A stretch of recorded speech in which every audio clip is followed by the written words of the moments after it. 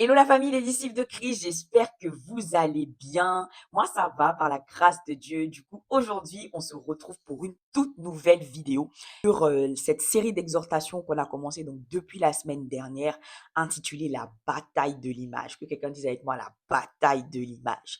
Amen. Donc, si tu n'as pas regardé la précédente vidéo, je t'invite à aller la regarder parce que c'est vraiment une continuité, une suite de ce qu'on va partager aujourd'hui. Donc, la semaine dernière, on a vu que la plus grande bataille de notre vie, la plus grande bataille de notre génération, la plus grande bataille d'un disciple de Christ, c'est de véritablement conserver l'image de Dieu en lui. On a vu que les difficultés, les circonstances, les épreuves, ce que les gens nous font, les choses finalement auxquelles on est confronté, ce n'est pas ça le problème, mais c'est notre réaction par rapport à ce qui arrive qui fait la différence. Est-ce qu'on choisit l'image de la peur, du doute, de la dépression, du rejet, ou est-ce qu'on décide de choisir l'image de la patience, de la paix, de la quiétude, de la fidélité, de la bonté en Jésus le Christ afin de conserver cette image. Amen. Et donc, on a vu que l'image de Dieu, c'était l'autorité de Dieu. C'est l'image de Dieu qui va nous donner la capacité de dominer, comme nous dit Genèse 1, verset 26, par rapport à ce mandat qui nous a été donné, de pouvoir dominer sur la terre des hommes. Parce que ceux qui dominent sur la terre, c'est ceux qui ont l'image du Créateur. Parce que c'est au Créateur que la création répond. C'est au Créateur que tous les animaux, les tempêtes, on a pris l'exemple de Jésus lorsqu'il était dans la barque avec ses disciples, lorsqu'il a ordonné à la tempête de s'arrêter, parce que la tempête, la création et tout ce qui subsiste a été créé en Jésus et pour Jésus. Donc quand tu vas revêtir l'image de Jésus le Christ, il n'y a plus aucune domination qui pourra tenir devant toi. Dis-moi un bon amen au nom de Jésus. Donc ce que je suis en train de te dire, on le voit dans une histoire de la Bible, c'est celle de Jacob et de son frère Ésaü. Cette histoire, elle se trouve dans Genèse 32, mais par souci de temps, je vais te laisser la lire et je vais t'expliquer rapidement le contexte parce qu'elle est un peu longue. En fait, Jacob et Ésaü étaient des frères. Jacob était le petit frère, Ésaü était le grand frère. Et lorsque leur père Isaac devait mourir, dans leur tradition, il fallait que le père relâche des paroles de bénédiction sur l'aîné de la famille, parce que c'est l'aîné de la famille qui devait reprendre l'héritage. Donc, Jacob a usurpé l'identité de son père aîné avec l'aide de sa mère pour pouvoir récupérer les paroles que Isaac devait relâcher sur Ésaü. Donc en fait, Jacob se présente et son père pense que c'est Ésaü parce qu'il a porté même les vêtements de son frère, etc. Son père pense que c'est lui, alors qu'en réalité, c'est Jacob. Et donc, une fois que cette histoire se termine, Jacob part de la maison. Il part chez Laban, son oncle. Il fait toute une autre vie, il se marie avec Léa, ensuite avec Rachel, il a des enfants, etc. Et à un moment donné, Dieu lui demande de revenir dans la maison de son frère parce que Dieu allait le bénir. Et donc, lorsque Jacob veut partir, il envoie des gens pour aller s'enquérir des nouvelles auprès de Ésaü. Donc, il va lui dire, oui, mon frère, je vais revenir, etc. Machin. Donc, les gens vont s'enquérir des nouvelles. Et les gens qu'il a envoyés reviennent lui dire, ah, mon gars, c'est chaud, hein. Ésaü t'attend, il vient contre toi avec 400 hommes. Donc, ça dit que Ésaü avait gardé de la rancœur, il avait gardé de la haine dans son cœur par rapport à son frère, parce que son frère avait usurpé son identité, son frère avait récupéré les bénédictions qui devaient lui appartenir. Donc, Ésaü était en colère, il n'en avait rien à foutre, lui, il voulait détruire Jacob. Si tu viens avec quelqu'un, avec 400 hommes, c'est que tu n'es pas venu juste pour blaguer, il est venu détruire, il est venu tuer son frère. Et à un moment donné dans cette histoire, à partir du verset 23, la Bible dit que Jacob va lutter avec Dieu. Donc Jacob a fait un rêve dans lequel donc il va lutter avec Dieu. Et à la fin de cette lutte, au verset 30, la Bible dit que Jacob appela ce lieu du nom de Péniel. Car il dit, j'ai vu Dieu face à face. Donc ça, c'est la version seconde. Il dit, j'ai vu Dieu face à face et mon âme a été sauvée. Et on se rend compte dans cette histoire que, une fois que Jacob a terminé cette rencontre, à partir de Genèse 33, et que Jacob rencontre son frère Ésaü, la Bible dit que, partir du verset 4, que Ésaü courut à sa rencontre. Il l'embrassa, il se jeta à son cou et le baisa. Et ils pleurèrent. Donc, on est en train de parler d'un Ésaü qui venait avec 400 hommes contre son frère, avec une haine, avec une frustration. Ça veut dire que tu avais frappé le gars depuis longtemps, tu le cherchais, et tout à coup, brusquement, après la rencontre que Jacob a eue avec Dieu dans son rêve, la Bible dit que son frère vient à sa rencontre rempli d'amour, rempli de joie. Il salue les enfants. Oh Léa, oh Rachel, oh Ruben, oh les enfants, oh vous allez bien. Donc quand tu lis l'histoire, il n'y a pas eu de entre deux. En fait, il n'y a pas eu, après la rencontre, il n'y a rien eu d'autre. En fait, on ne dit pas que non, quelque chose s'est passé. Jacob a donné beaucoup de cadeaux, il a donné beaucoup d'argent à Isaü, et puis ça a glacé un peu son cœur. Donc il s'est dit que il n'y a rien qui s'est passé. Et donc, on se rend compte que ce qui a fait la différence à cet instant-là, c'est le face-à-face que Jacob a eu avec Dieu. Et quand tu regardes, la Bible dit que le nom de Jacob a été changé ce jour-là. La Bible dit au verset 28 que son nom ne sera plus Jacob, donc c'est l'ange avec qui il a lutté, donc qui représentait Dieu, qui lui dit que ton nom ne sera plus Jacob, mais tu seras appelé Israël, car tu as lutté avec Dieu et avec des hommes et tu as été vainqueur. Jacob, le nom Jacob, ça voulait dire trompeur, ça voulait dire quelqu'un qui il était un peu malicieux, il se faufilait, il prenait l'identité des gens. Voilà, c'était un peu quelqu'un, il avait un peu de vice, quoi, tu vois. Et Israël, c'était tout le contraire. Ça veut dire celui qui lutte avec Dieu ou encore Dieu combat. Donc ça veut dire que parce que Jacob s'est retrouvé face à face avec Dieu, parce que Jacob a contemplé la face de Dieu, parce que la face de Dieu, donc l'image de Dieu, a déteint sur lui, et à un moment donné, un peu plus haut, la Bible dit que Jacob avait peur. Quand les gens sont revenus lui dire que les 400 hommes arrivent contre toi avec ton frère Ésaü, etc. La Bible dit que Jacob avait peur. Donc Jacob est rentré dans la présence de Dieu avec l'image de la peur. Mais après le face-à-face, il a changé d'identité. Et donc, c'est pas juste l'identité qui a changé, c'est sa nouvelle vie qui a été engendrée. Parce que la dernière fois, dans la précédente vidéo, je te disais que tu n'étais pas en train de vivre ta véritable vie si tu ne vivais pas la vie de Christ. Parce que la Bible dit en Colossiens 1, verset 15, que Christ est l'image du Dieu invisible. Et Dieu est venu se faire image en toi afin que tu puisses propager son image. Donc, tant que tu ne vis pas cette vie-là, tu n'es pas en train de vivre ta véritable vie. Et donc, Jacob, c'était son cas. Quand il était encore Jacob, il vivait la vie d'un usurpateur, il vivait la vie de quelqu'un de malicieux, de quelqu'un de vicieux. Mais lorsqu'il a rencontré Dieu face à face et que Dieu a changé son nom en Israël, il a commencé à vivre sa véritable vie. Et sa véritable vie, c'était l'image de la vie de Dieu. Sa véritable vie, c'était la gloire de Dieu. Sa véritable vie, c'était une vie de paix, une vie de joie, une vie d'amour, une vie d'harmonie. Parce que c'est ça l'image de Dieu. On l'a dit dans la précédente vidéo que l'image de Dieu se résume en une chose, l'amour de Dieu. Et l'amour de Dieu, c'est un fruit à plusieurs tranches. Ça se trouve dans Galates 5 au verset 22.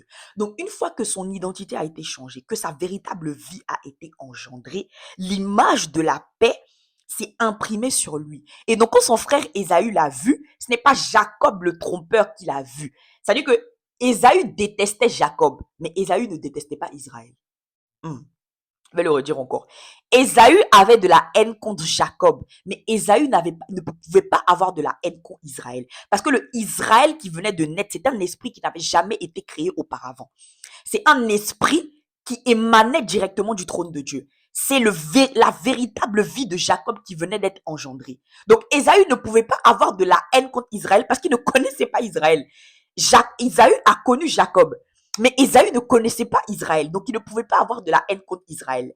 Donc c'est pour ça qu'il a manifesté l'amour, il a embrassé, il a rempli d'amour. Donc en fait, quand tu lis cette histoire, tu es en train de comprendre que le face-à-face avec Dieu, l'image de Dieu dans ta vie, c'est ça ta véritable vie. Lorsque tu vas dans la prière pour rencontrer Dieu face à face, tu n'es pas juste en train d'aller résoudre un problème, une difficulté. Tu es en train d'engendrer ta véritable vie.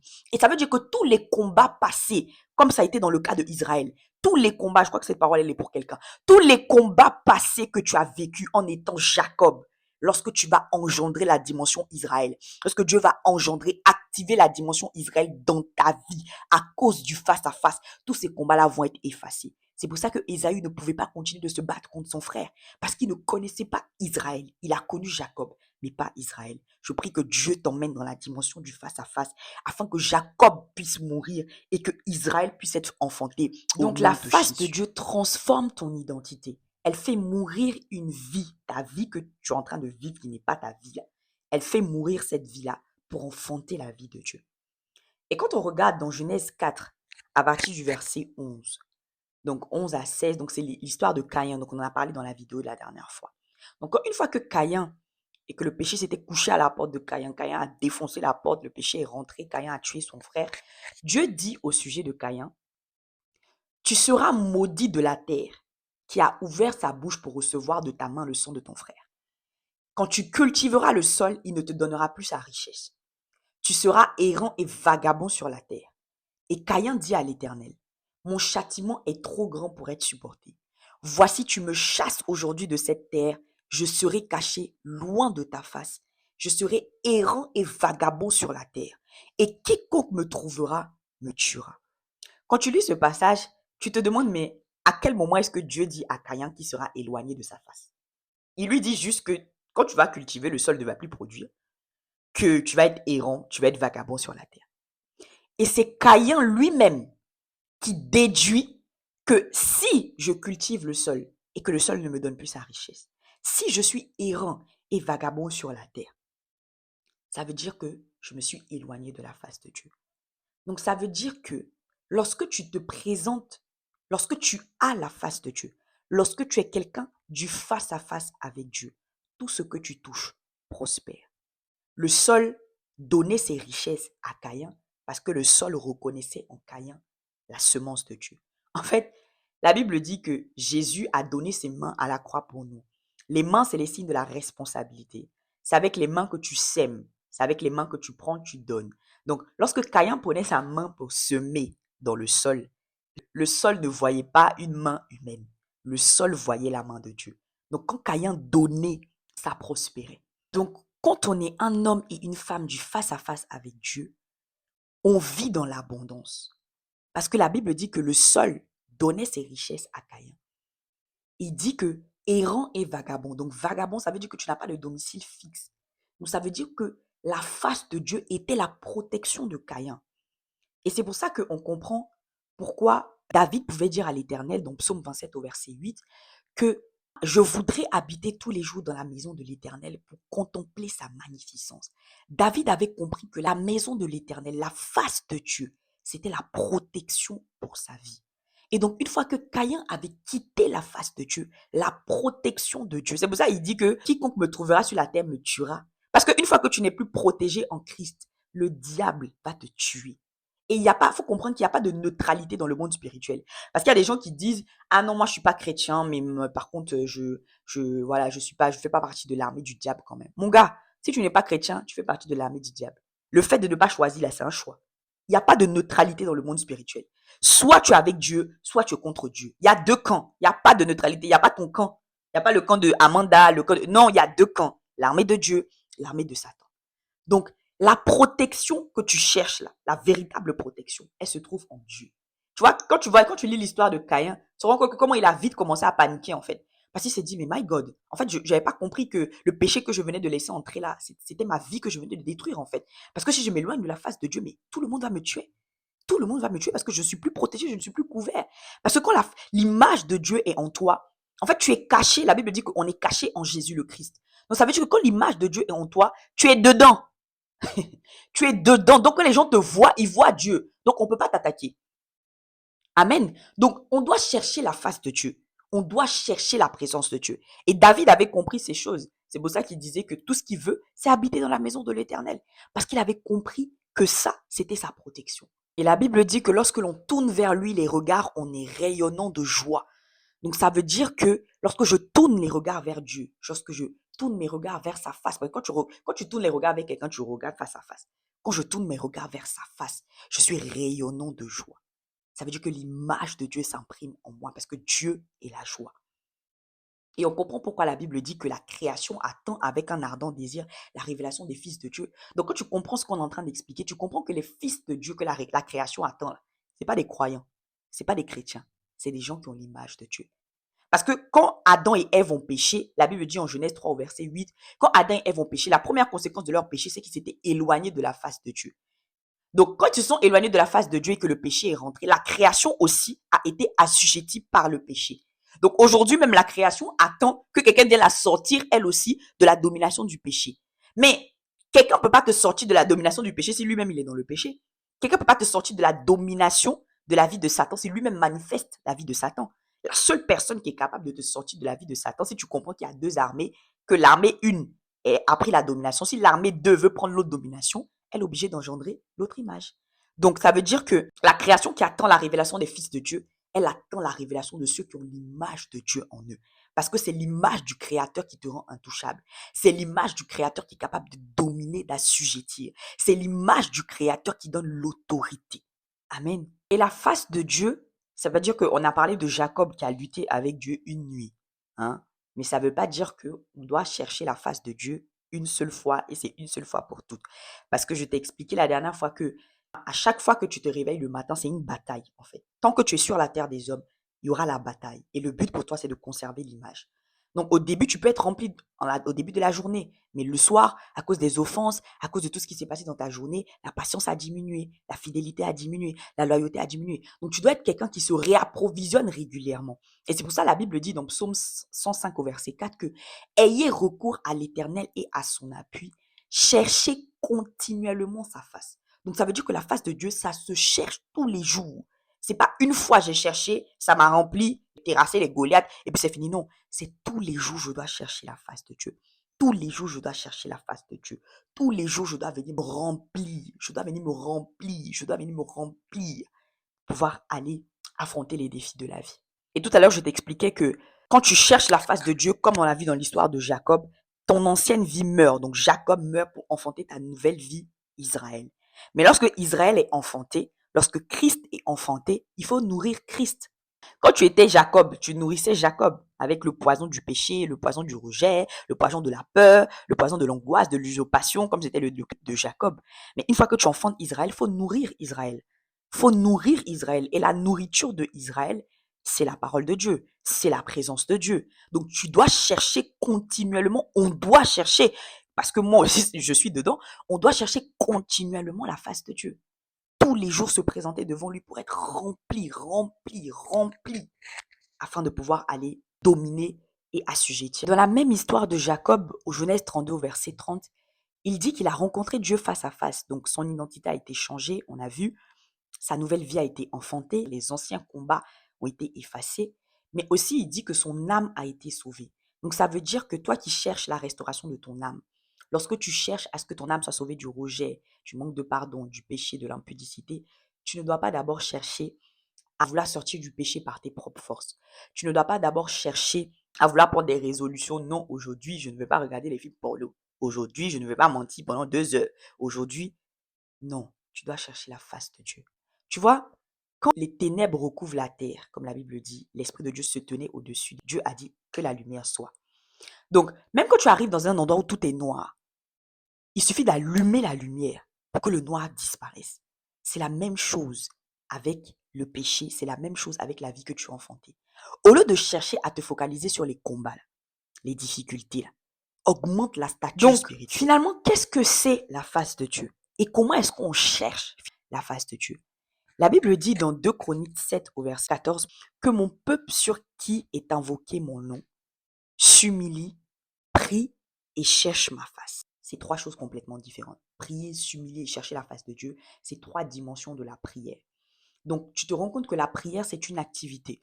Mais le but de la prière, c'est de rencontrer Dieu. S'humilier, c'est la disposition. C'est-à-dire que je viens pas en étant orgueilleux, je viens pas en sachant tout, je viens pas en me disant, oui, moi, je sais prier. Non, tu t'humilies, je m'humilie pour dire, Seigneur, moi, je ne sais pas, mais je m'abandonne à toi. Donc, une fois que la disposition est mise en place, tu passes à l'activité. Donc, ça veut dire que tu as mis en place la tente, je sais pas moi, tu as envie de faire du trampoline, tu as mis ta tente, tu as mis ton trampoline là. Ça, c'est la disposition. Prier, c'est l'activité. Et je fais l'activité, voilà. Si c'est le trampoline, le but de l'activité, c'est de m'amuser, d'enjoy, de profiter. Pour la prière, le but de la prière, c'est de rencontrer Dieu face à face. Parce qu'une fois que tu vas rencontrer Dieu face à face, le visage de Dieu va s'imprimer en toi. Et on voit ça dans l'histoire de la vie de Anne. Parce que Anne cherchait un enfant. Elle cherchait Samuel. La Bible dit que Anne était triste. Elle ne mangeait même plus. Oh, on dit qu'on dépose la tchéquée devant Anne. Même Anne dit que non, ça passe pas. Parce qu'elle était triste. Et un jour, elle allait prier dans le temple. Et la Bible dit en Samuel 1 Samuel 1, verset 18, que le visage de Anne ne fut plus le même quand elle est sortie du temple. Donc, Anne n'est juste pas allée faire l'activité. Elle a obtenu le but de l'activité, rencontrer l'image de Dieu qui a changé le cours de sa vie. Et après ça, après cette histoire-là, elle a obtenu Samuel. Donc, depuis, tu dis Amanda, tu entends de parler de la face de Dieu, la face de Dieu, la face de Dieu, la face de Dieu. Mais Amanda, c'est quoi la face de Dieu finalement? C'est quoi la face de Dieu? Qu'est-ce que c'est la face de Dieu? Je vais t'expliquer tout ça. Pour ça, je vais te lire 2 passages. Le premier, on l'a dit tout à l'heure, donc Jacob a dit dans Genèse 32, verset 30, que parce que j'ai vu Dieu face à face, mon âme a été sauvée. Donc ça, c'est dans l'Ancien Testament. Dans le Nouveau Testament, la Bible dit en 2 Corinthiens 3, verset 18, que nous tous qui contemplons comme dans un miroir la gloire du Seigneur Jésus le Christ, nous sommes transformés en la même image comme par le Seigneur l'Esprit.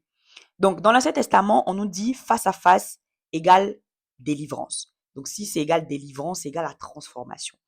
Et dans 2 Corinthiens 3, verset 18, dans le Nouveau Testament, on me dit que pour être transformé en l'image de Dieu, sachant qu'on a expliqué que face à face, c'est l'image de Dieu, un petit calcul mathématique nous montre que, en fait, la face de Dieu égale contempler Dieu.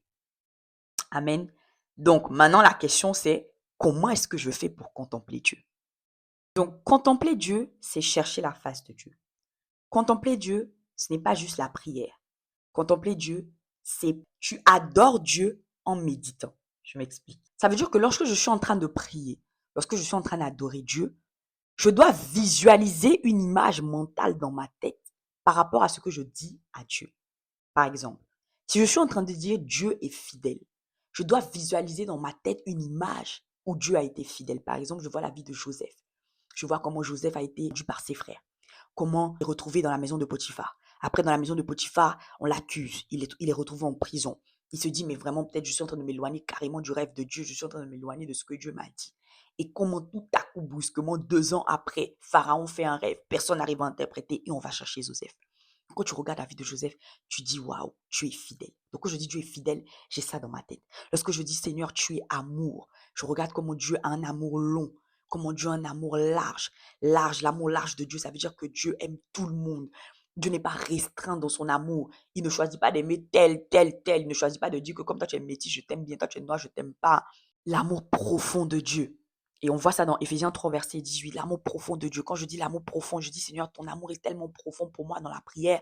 Je suis en train de visualiser la vie de David, qui, lorsqu'il est tombé dans le péché avec Beersheba, lorsqu'il a tué Uri, Dieu allait le chercher jusqu'en dans la profondeur. Lui-même, il dit que dans son cramoisité, dans la profondeur, la bassesse de son péché, je vois comment l'amour de Dieu est profond. L'amour de Dieu est haut. C'est-à-dire qu'il t'enlève la bassesse, il t'amène plus haut, il t'élève plus haut. Lorsque je suis en train de dire, Seigneur, tu es bon. Lorsque je suis en train de dire que, Seigneur, tu es puissant. Je vois l'image du peuple d'Israël face à la mer Rouge. Il fallait diviser la mer Rouge en deux et que Dieu fait passer simplement le peuple d'Israël et ensuite il referme la mer sur leurs ennemis. Je dis, waouh. Donc en fait, contempler, ce n'est pas juste prier. Ce n'est pas juste dire des mots, ce n'est pas juste adorer. C'est visualiser une image par rapport à ce que je suis en train de dire dans la prière. Et quand tu comprends ça, tu te rends compte que tu ne peux pas faire ça sans les Écritures. Tu ne peux pas faire ça si tu ne connais pas la parole de Dieu. On ne peut pas faire ça si on ne connaît pas la parole de Dieu. Et récupérer cet exemple de pasteur Juliana, donc, comme si tu ne le sais pas, donc je l'ai dit dans la vidéo précédente, cette série d'exhortations, elle est tirée d'une série d'enseignements que pasteur Juliana, donc, qui est ma bergère à l'Église Impact Centre Chrétien à la Défense où je suis, elle a utilisé cet exemple que j'ai trouvé très très parlant pour expliquer le fait d'avoir les Écritures pour contempler Dieu. Elle a dit que par exemple, quand tu utilises une IA, par exemple comme ChatGPT, Gemini, tout ce que tu veux, quand tu veux demander à l'IA de te faire une image de quelque chose, tu es obligé de donner à l'IA ce qu'on appelle un prompt. Le prompt pour lui dire, je veux que tu me fasses l'image de 2 personnes en train de marcher dans la rue, qui rigolent, etc. Machin. Et en fait, c'est la même chose avec l'Esprit de Dieu, avec ton esprit. L'Esprit de Dieu, pour fonctionner avec toi, pour te permettre de contempler Dieu, a besoin d'un prompt. Et le prompt de l'Esprit de Dieu, ce sont les Écritures. Ce sont les Écritures. Tu as besoin des Écritures pour pouvoir contempler Dieu. Tu as besoin de connaître la parole de Dieu pour pouvoir contempler Dieu. Parce que si tu ne connais pas la parole, tu sais même pas quoi dire dans la prière, en fait. Tu vas juste répéter des mots en boucle, mais tu ne sais pas quoi dire dans la prière. Et pour que l'Esprit de Dieu, la Bible dit en Romains 8 au verset 26, que de même aussi, nous ne savons pas ce qu'il convient de demander dans nos prières, mais l'Esprit lui-même intercède pour nous par des soupirs inexprimables. Pour que l'Esprit puisse intercéder pour toi, il faut que l'Esprit ait à manger. L'Esprit, sa nourriture, c'est la parole de Dieu. Bon, pour que l'Esprit puisse faire remonter dans ton cœur la parole et que ton subconscient puisse faire le lien avec la parole, pouvoir contempler cette image, il faut qu'il puisse avoir le prompt. Il faut qu'il puisse avoir l'écriture parce que l'esprit ne s'appuie que sur les écritures pour pouvoir parler, pouvoir prier, pouvoir tout faire. La Bible dit que Dieu a tout créé par sa parole. Donc, il ne fait rien sans sa parole. Il a placé sa parole au-dessus de lui-même. Bon, même si lui-même, il est la parole. Amen. Donc, en fait, pour pouvoir rechercher la face de Dieu dans la prière, pouvoir imprimer l'image de Dieu dans la prière, tu ne dois pas juste prier. Tu dois chercher la face de Dieu en contemplant Dieu par les Écritures. Donc, contempler finalement, c'est adorer Dieu, prier Dieu en méditant sur les Écritures par l'Esprit de Dieu. Amen. Et donc, la Bible dit que Dieu est un soleil de justice. Et en fait, dans les rayons de Dieu, il y a tout ce dont tu as besoin pour pouvoir fonctionner. Il y a la patience, il y a la bonté, il y a tous les fruits de l'esprit, en fait, tout ce que Dieu représente.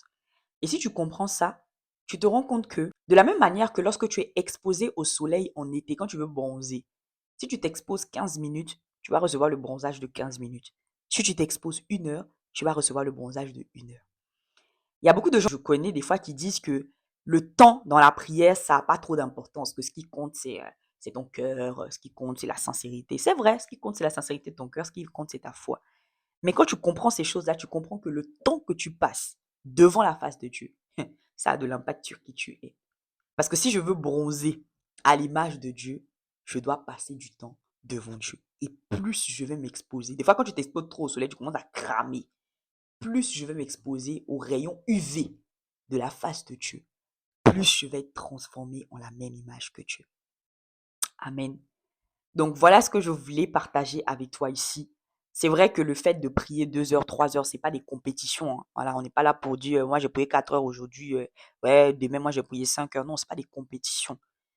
C'est juste, je veux tellement Dieu que je m'expose davantage à lui. Je veux tellement bronzer que je m'expose au soleil. Moi, je veux tellement Dieu que je m'expose davantage à lui. Amen. Voilà ce que je voulais partager avec toi aujourd'hui, donc sur cette série d'enseignements sur la bataille de l'image. Donc, ce que je veux vraiment que tu captes à la sortie de cette vidéo, c'est que non seulement quand tu vas dans la présence de Dieu, quand tu vas prier, le but de la prière, c'est de rencontrer Dieu face à face. Deuxièmement, quand tu rencontres Dieu face à face, la vie ancienne que tu vivais meurt. Jacob meurt et Israël commence à prendre le dessus. Et troisièmement, pour contempler Dieu dans la prière, il faut que je puisse m'appuyer sur les Écritures. Il y a 2 résolutions au moins que tu dois prendre. Premièrement, 95% de mon temps de prière, ça va être de demander à Dieu, Dieu. Deuxièmement, je vais devenir un homme et une femme de la parole de Dieu. Un homme et une femme de la présence de Dieu. Amen. Donc voilà ce que j'avais à partager avec vous aujourd'hui. Donc comme d'habitude, je vais vous mettre en barre de description donc la prédication totale de Pasteur Juliana qui concerne donc le fait de contempler Dieu. Je vais vous mettre aussi du lien de la précédente vidéo donc dans la barre de description pour que si tu n'as pas pu écouter l'introduction la semaine dernière, tu puisses te rattraper et comprendre vraiment là où on est en train d'aller. Et si tu ne t'es toujours pas abonné à la chaîne de l'apôtre Ivan Castanou pour suivre les temps de prière commande au matin, je t'invite vivement à les faire. Ces temps de prière vraiment sont en train de bouleverser des vies. Moi-même, je suis choquée de ce que Dieu fait à ces temps de prière. On a commencé cette dynamique depuis le 1er octobre, je crois, de l'année 2025. Et franchement, chaque temps de prière n'est jamais le même. Dieu nous enseigne. En fait, c'est pas juste des prières, c'est Dieu nous enseigne. On apprend la contemplation, on apprend à contempler Dieu. Donc là, on vient de parler de la contemplation. Tu vas apprendre à contempler Dieu. Il faut que tu te connectes à des plateformes de prière qui t'étirent dans ce sens. Et Commande au matin, c'est vraiment une plateforme de prière qui t'étire dans ce sens. Et une autre chose aussi dont je voulais te parler, c'est l'application Impact X. Donc, dis avec moi Impact X. Si tu ne connais pas cette application, donc c'est une application sur laquelle tu vas retrouver des temps d'enseignement, des temps de prière de l'apôtre Ivan, tous les livres de l'apôtre Ivan, si tu es partenaire ou pas. Si tu es partenaire, tu vas avoir accès à tous les livres, mais si tu n'es pas partenaire, c'est pas grave, c'est gratuit, tu as accès à une panoplie de livres qui sont déjà suffisants pour pouvoir t'étirer au maximum. Mais je prie vraiment que tu puisses te connecter à cette plateforme et à ces enseignements parce que c'est vrai que dans notre génération, on est tellement béni d'être exposé de tous côtés en fait à la parole de Dieu, à la présence de Dieu. Donc si tu n'as pas encore téléchargé l'application Impact X, vraiment je t'invite à la télécharger. Il y a tellement de contenu, il y a différentes séries d'enseignements et de podcasts destinés à briller, la restauration de l'âme, la prière, l'adoration. Vraiment, c'est tellement powerful. Il faut que tu te connectes pour que ton mindset puisse être changé, pour que tu comprennes que, en fait, tu n'es pas n'importe qui et que la vie que tu es en train de vivre n'est pas ta véritable vie, qu'il y a une vie pour toi que Dieu a préparée, mais il faut qu'elle sorte, en fait. Il faut qu'elle sorte. Elle est déjà au-dedans de toi. Parce que la Bible dit que la vie de Dieu a été répandue dans nos cœurs par le glorieux Saint-Esprit. L'amour de Dieu a été répandu dans nos cœurs par le glorieux Saint-Esprit. Donc, elle est déjà au-dedans de toi. Il faut juste qu'elle puisse sortir. Amen. Et enfin, si tu regardes cette vidéo et que tu ne connais toujours pas le Seigneur, tu te dis, mais Amanda, depuis tu es en train de me parler de quelqu'un, mais en fait, moi, je ne le connais pas, mais j'ai envie de le rencontrer. Je t'invite à m'écrire. Je vais te laisser mon Instagram en description et on va échanger ensemble à ce sujet. Je serai ravie de te dire un peu plus sur le Dieu qui m'a sauvé. Amen. Bon, je crois que je vous ai tout dit, les amis. N'hésitez pas à mettre des commentaires, n'hésitez pas à me dire vos retours par rapport aux vidéos et ne m'hésitez pas à me dire aussi si vous voulez peut-être une vidéo tips prière. Donc, parce qu'on a beaucoup parlé de la prière aujourd'hui, de la contemplation, de méditer les Écritures. Peut-être qu'il y a quelqu'un, tu es là, tu as du mal à méditer les Écritures. Ne t'en fais pas. Moi aussi, j'avais du mal, moi aussi, mais par la grâce de Dieu, on est en train de shifter à ce niveau-là aussi. Donc, si vous voulez des tips par rapport à la prière, par rapport à la méditation de la parole, n'hésitez pas à le mettre en commentaire et puis on fera une petite vidéo à ce sujet. Voilà les amis. Bon, cette fois-ci, c'est vraiment tout pour moi. Donc, je vous donne rendez-vous la semaine prochaine pour la suite donc, de notre série d'enseignements sur la bataille de l'image. Et restez attentifs parce que très, très prochainement, on aura un temps de prière et d'adoration prophétique par la grâce de Dieu parce que oui, lorsqu'on relâche des paroles comme ça, lorsqu'on relâche les enseignements, les exhortations, c'est très bien, mais il faut se tenir dans la prière, pouvoir demander à Dieu de faire exactement ce qu'il a décidé de faire de nous au nom de Jésus. Bon, la famille, je vous fais des gros bisous, je vous souhaite un excellent week-end et on se dit à très très vite pour une prochaine vidéo. Soyez bénis.